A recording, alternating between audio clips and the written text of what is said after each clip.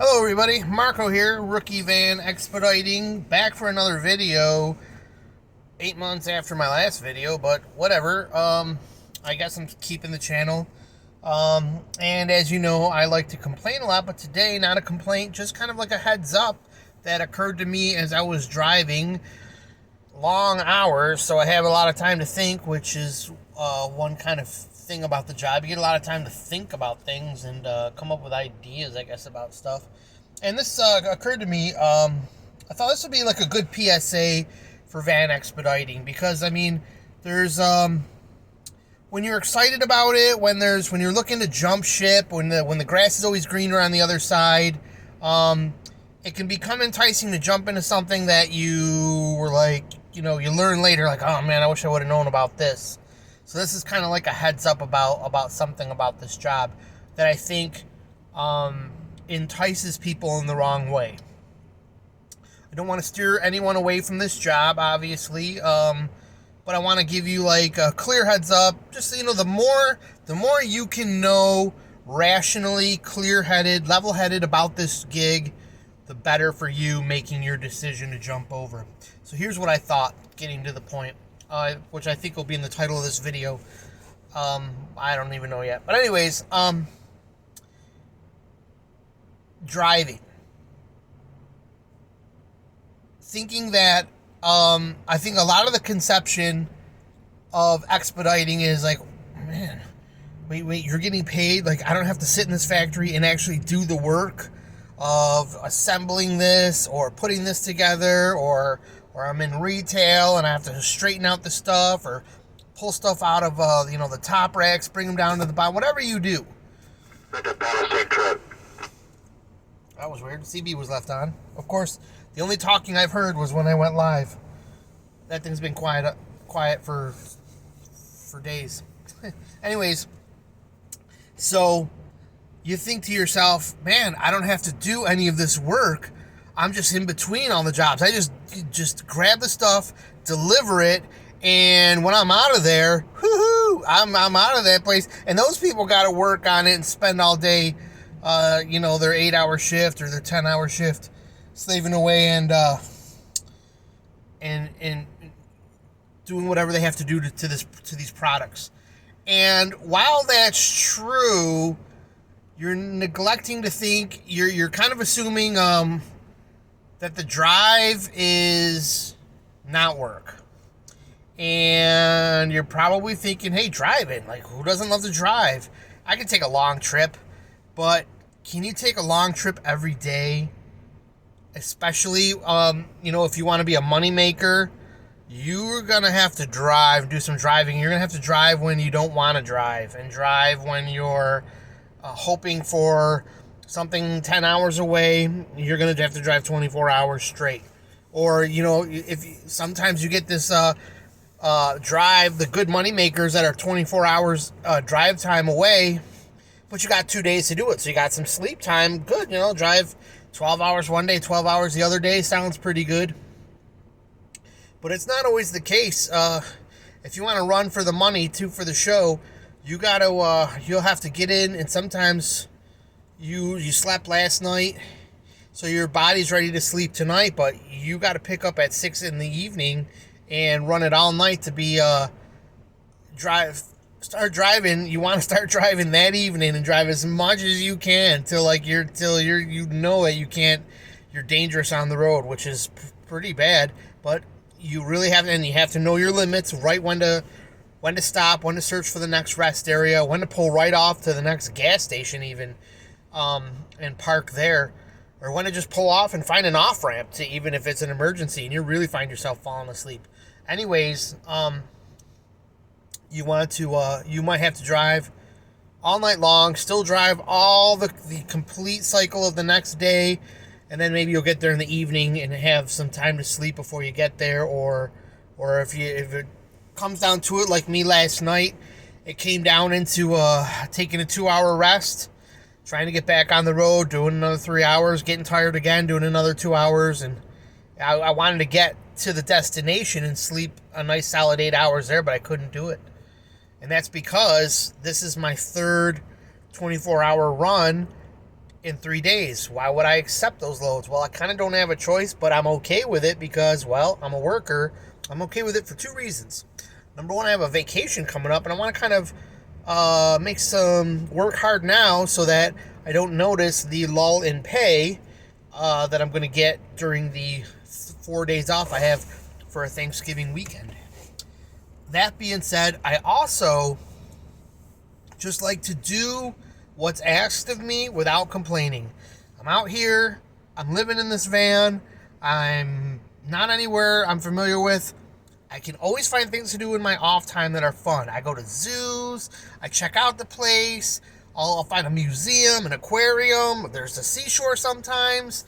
There's always something cool to do, and I got books and my guitar in the back, which I can never even play. So I'll sit at a park when I'm awake. There's always shopping and laundry to do. So I'll always find something to do. But that being said, I'm out here to work. So pretty much anything, any other time, just the point I'm trying to get at is that if you just do the work that's asked of you without any complaining, without any no excuses, no funny things happening in the middle of the run because you decided to take a detour and see your friend. Now you got a flat tire and you have to make an excuse. I'm not one of those guys that's playing games and trying to think nobody knows what's going on, because everybody knows what's going on out here in your van, even though you don't realize how much the tracking devices they got and all this stuff like that. And just, people know what's up with, they can tell what kind of a worker you are. And, there's a lot of, when you're younger, you tend to have that mindset, especially when you're really young. I was a very, at a young age too, it was always like the adults never knew what was going on. You believe that until you became an adult and you realize just how everybody, you watch certain people who think that they can, do things and nobody knows what's going on. Anyways, the main point is still that I'm trying to get to is that if you run for the money, they see that, and it's a competitive business, and you have to maintain some competitiveness. And so, for example, you might go down to a common city that's like a destination for a lot of deliveries, but not as much freight tends to come out, like Laredo, Texas. And there might be 4 guys from your company sitting there. You might actually get out before 1 or 2 of them because you've got that reliability. You're the guy that gets it done. You're the one that they can count on to make a super long load, happen, especially if it's an important customer.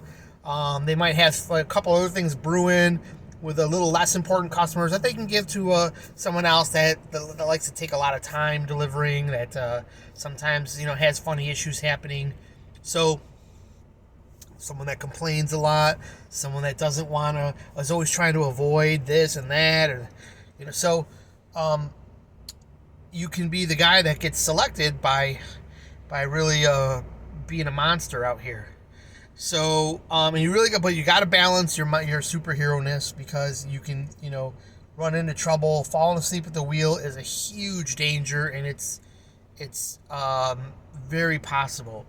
I've had some close calls, and I've definitely thought I think I've been pretty good since the start, knowing my limit, but I've honed in on really knowing when it's time to pull over after in the year that I've been doing this. So long story short, long story longer, I guess it would be a better way. Driving, there's probably the least amount of 8-hour drive, like an 8-hour day at work. I probably do those once or twice a month. It's more like a 10-hour drive, very commonly like a 12 to 14-hour drive. Probably anywhere between 12 and 16 is the most common drive. And on the fringe end of things, when it's real busy, you might be pulling a couple, not only a 24-hour drive, but a couple of 24s back to back. For example, in the last few weeks, I've gone from, I can't remember where I started. I think it was somewhere in Wisconsin. I went all the way to Nogales, Arizona. An awesome run. From Nogales, Arizona, I then headed to El Paso, went from El Paso to Quebec. Awesome run. Ton of time driving. But I got to pass by my home and have an evening of sleep in my own bed, which, whatever, sometimes that's even less comfortable than the van here. But anyways, from Quebec, I went back down to Texas up to Lansing, Michigan, back down to far Texas where I am today. It was like 4 majorly long runs right back to back, and the one to Arizona, I had to have my bed up, meaning my bed was on top of the freight, so I had to spend a couple uncomfortable nights on top of the freight. Okay, I can't make this video too long, so you're going to be driving. During your drive, at work, what do? You work for 3 hours and they give you a break. Everybody knows, after 4 hours of doing whatever you do, at the most, you're going to be taking a lunch break, and most people have a smoke break in between there. They get a little 10-minute break. You get a little, and maybe you got to concentrate a lot on what you're doing while you're there, but you concentrate and you're done. You get a break, you concentrate and you're done. Here, and you're moving around, it's healthy for you to move around in some capacity. It might strain you a little bit, but eventually you get used to it. You build your muscles up. The exact opposite happens to driving this van here. You get your legs start getting, having problems. You can have problems with blood clotting because for sitting down so long, it's not healthy for your body to do that. And it's not healthy. Your eyes get straining. My eyes have this watering problem now. They're getting dry all the time because you're just like this, scanning the road, paying attention for hours at a time. My van will go usually around 4 hours and 20 minutes before it needs a fuel stop, if I really take the tank down to nothing. So that's 4 hours, nearly sometimes almost 5 hours, where you're like kind of wish you could stop. You got to take a piss, or you're just you're hungry. You wish you could mess with some food, or your drink ran out. Once in a while, I can get some clear traffic around me. I can fuddle getting something out of the fridge while I'm driving. But that's not advisable. And so anyways, you're driving, you're paying attention, you're keeping the van in the lane. If there's any wind, if you get a certain brand of tires, the van starts to play around in the lane. It needs constant attention. You try to look at your phone. The minute you look at something and press a button, you look up, you're going off the lane. Someone else is beeping at you. Someone's pissed off, thinks you're cutting them off or whatever like that. So you got to watch other drivers. If you're in any kind of traffic, you got to keep your eyes locked on traffic. You got to watch out for sudden stops on the highways. Those happen right around curves, over hills. Suddenly everybody's stopping for something. So the work, it's work. The driving here is work. It's not like driving your car to work where, you're tilting the seat back. You might tilt it back for a while, but you get uncomfortable. That starts to put you to sleep. You want to, in these vans, they rattle. The suspension is harder. It's not like your car. And, they can be loud inside. Some of the highways are bumps. Nobody knows how to build a bridge abutment properly anymore. So there's constantly wallows in the road, and suddenly your spine is always being compressed. It's not comfortable, and it's work. Your hands can get numb holding the wheel for so long. Driving this van to these destinations is almost as much work as being in the factory and working for your 10-hour shift or 8-hour shift. So before you think that, and then you get to go home after that and enjoy a home. Maybe you got some recreation things you do at home, your car collection, your kids, your dog. If you got kids in a family, you're probably not doing this job anyways, but at least you can go home and do your thing. Here, you're out on the road, so it's always about being like, it's almost like work is your whole life. You just, but you get some time to relax, and then there's these long shifts with a 5-hour break only every 5 hours if you're hustling somewhere. So consider that next time you, and it's different for other people. Some people, they smoke, so they can have a cigarette all day long as they drive, and that keeps them more pacified. They've got a stimulant rolling through their body. I don't personally imbibe in any use of nicotine, so I don't have that constant stimulation. And my thing is food. Probably pretty much is all you got to do. Besides that, if you want any kind of enjoyment while you're driving is munch on something, and that's not healthy either. You got to limit what you munch on, how much you munch on it, because you'll get overweight easily and unhealthy easy on this job. So that being said, just get ready for a different kind of work if you start this job versus thinking that work is over and you're only going to be driving, and driving is so freaking easy. It's not like driving your Nissan Sentra across country or your whatever I'm looking at here. What do I got? Oh, there's a Nissan Sentra. What do you know? What do we got? A Chevy Colorado, a Nissan Versa, a weird looking VW kind of pickup truck there. I bet that thing came from Mexico. You don't see that ABC thing there, but I'm sure it's backwards from what you guys see. I'm using the front facing camera. Okay, that was all I wanted to say. Hopefully you enjoyed the video and you got the idea for people outside of expediting and looking to get in and you're wondering what it's about, and I'm here to tell you. Ask any questions you want and I'll try to answer them in the questions or comments below. Like, subscribe, everything everybody says. It'll help the channel grow. I'm still not sure. Am I going to delete this channel? I don't know, because it's not very I'm not doing nothing with it. And but I'm done kind of bitching. The job is now kind of like in repeat mode, which means like I pretty much I got the ropes. I see what's going on with it. Personally, I do like it. I'm maintaining financial stability.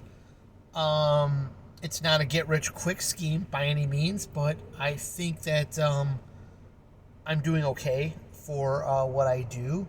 I'm happy with the pay, to a degree. I could use a raise. You guys are watching from the dispatch hours. You want to give me a raise? More a raise. Give me a raise.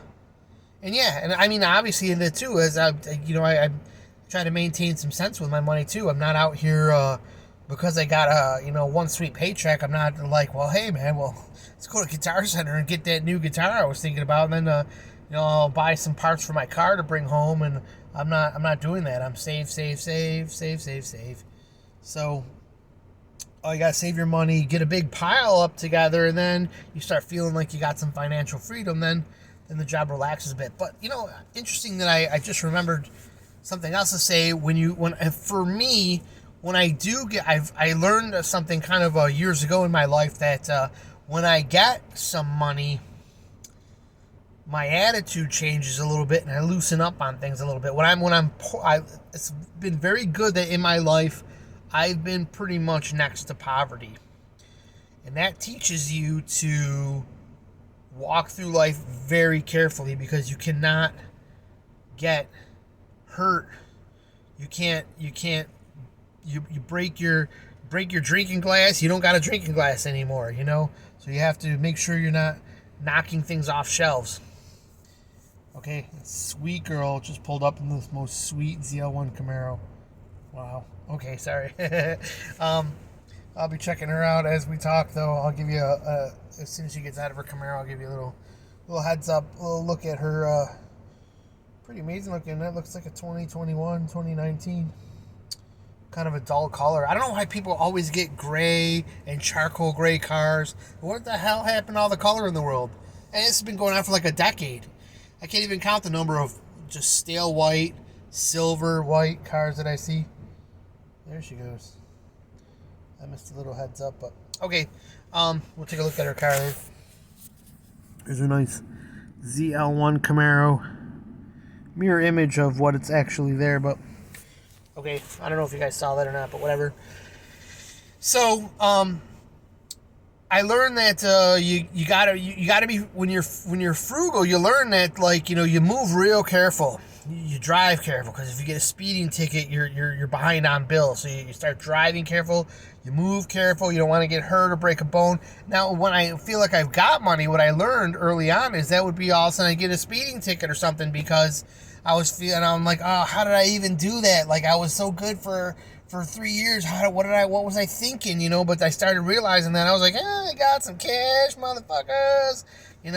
Started driving all, without thinking, like, hey, you don't got money to spend. So if you start stockpiling some money in your account, you still have to tell your mind you don't got any money to spend. You better be careful. I'll start helping people move freight out of my van. I learned to tell people I don't touch the freight. I'm not getting paid to touch the freight, because you know what I'm not getting paid for? To go to the doctor with a back problem long after I've delivered, and those people are 1,000 miles away from me. I'm the one in my back going, oh, I can't move. My back is killing me because I helped them lift a pallet 3 days ago because they didn't have a pallet jack. Not my fucking problem. If you order a delivery and you don't got a way to take it off the van, better go call 6 guys up, because I'm not touching it next time. I might give a little hand here and there, but once in a while. But you never know who knows how to lift things and who's about to bust your back either. So for example, the last time my back got hurt, I decided to help someone shove some things off a forklift, and they were just shoving, and I was trying to work with them, but they weren't paying attention to me. They had some kind of attitude going on, and next thing you know, I'm getting twisted and shoved into the van, and the next day, my back was killing me. Okay, that's all I'm going to say. I'll leave you with those notes. Be careful out there if you do get the job. But, yeah, have a good day.